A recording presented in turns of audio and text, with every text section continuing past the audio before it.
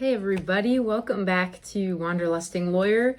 I recently had somebody comment on one of my videos asking if I could make a video about what it was like to do a Camino in the time of COVID.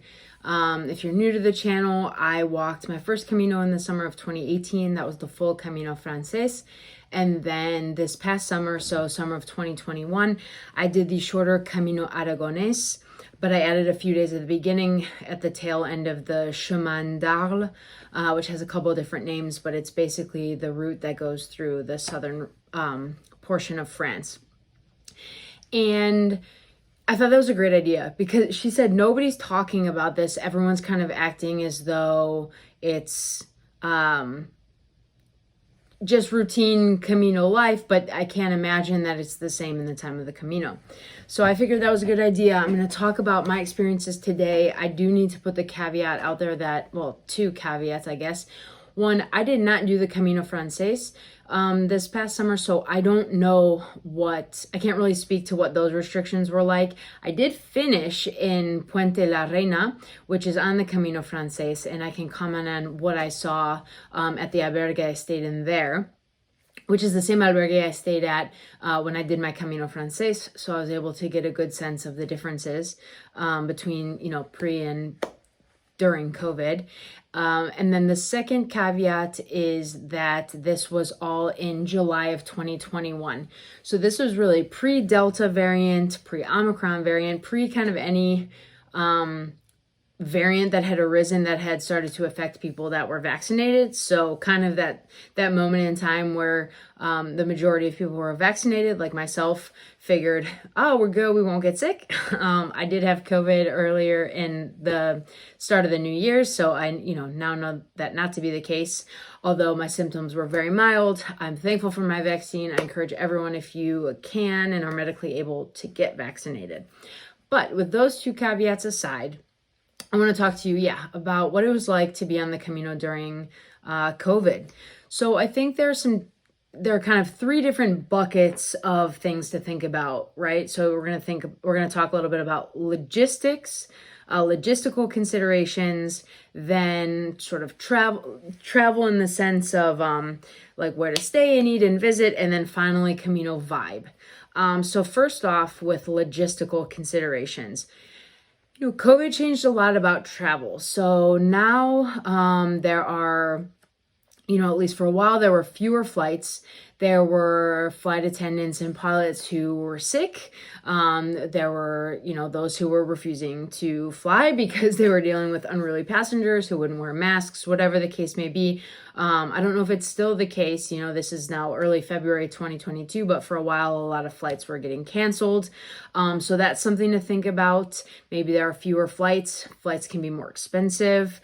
You need to think about both. So it depends on where you're going, but if you're traveling to Spain or France and you're going to be doing the full Camino Frances, that means you need to be thinking about the restrictions in the entry requirements in both Spain and France. When I was traveling, so I crossed the border at Somport or Somport, S-O-M-P-O-R-T on the Aragonés. There were no border controls. I basically walked up the Pyrenees, got to the border, and then walked down into Spain. So, by foot, there was nothing. I was vaccinated with both doses at the time, so that wasn't a problem. That may change. You'll want to stay abreast of whatever the current situation is, but you definitely need to be thinking about whether what the status is of those countries' health passes or vaccine passes, vaccine requirements, testing requirements to enter. You'll want to think ahead. If it's a 24-hour window, which is what I had before I flew to France for Christmas this year, you'll want to make your appointment in advance. I know places like Walgreens in general, at least here in Florida, they don't have they weren't allowing same day testing. So if it's a time where there's a variant that's spreading, you might not be able to get tested at all. So you'll want to have at-home tests, the ones that you can do with a physician potentially available. That's the Binax Now AG card version, if they're still selling that one. Not the Binax Now you can buy in CVS and Walgreens. I ordered it specifically from Optum, the Optum website, the AG card one. It's more expensive, but it allows you to take the test in front of a physician. So you'll want to think about things like that. And then, yeah, if you haven't seen it, I'll post above maybe it's that way, the link for my video where I talk about getting the health pass in France. It's now a vaccine pass and you need it, barring certain, if you have had COVID recently, or if you have a medical reason attested by a doctor why you can't get the vaccine. But in general, you need to be fully vaccinated with the booster shot to be able to access most French restaurants and public places, probably also albergues and things like that. So check out that video. It was very easy to do at the Paris airport, but you'll definitely want to budget time for that, especially so if you're flying like Air France all the way, you may not need to get it at the pass to then do your transfer. Like say you're flying into Paris and then transferring to Barcelona or something. But if you are switching companies and you have to leave the airport and come back in, you may need the pass. So you'll want to make sure you budget time to have time to go to one of the pharmacies at Charles de Gaulle Airport and get that pass. But check out that video if you have more questions, and remember, this information can change at any time. So those are the logistical considerations. Now, in terms of like where you stay, where you eat, where you visit, in my experience, I always found a place to stay, but it definitely seemed like fewer places were open. The albergue for like the pilgrim hostel in Oloron-Sainte-Marie in France, which is where I started my Camino Aragonés, was closed. It had been closed the year before as well. So I had to book a private accommodation through booking.com. I think also in Spain, the casas rurales, which are like small, family-run hotels, they all seem to be booked out to like larger groups, families or friends traveling together. So I can't say with certainty, but they did seem to not want to be just renting by the night to different people. So you may need to book ahead in some places where you wouldn't have before. But in general, you'll want to check out the gronze.com website, GRONZE.com. It's in Spanish, but Google translate it for you. And this is why speaking Spanish is important. It's good to be able to call ahead to make sure they're open and to make a reservation for that night ahead. Because in several of the places I stayed, not all, but several, there were fewer beds available. They had like the top bunk closed off, and there were fewer spots for pilgrims, so you have to plan ahead for things like that. Some, communal kitchens may be closed. The communal dinners that the albergues put on may not be available. That wasn't my experience on the Aragonés. I had a communal dinner in one place. I had in two places. There was a kitchen open in the albergues, so that didn't affect me, but it could affect your Camino. So that may be different on the Frances and the Aragonés, which actually was the case when I finished in Puente la Reina on the Camino Frances.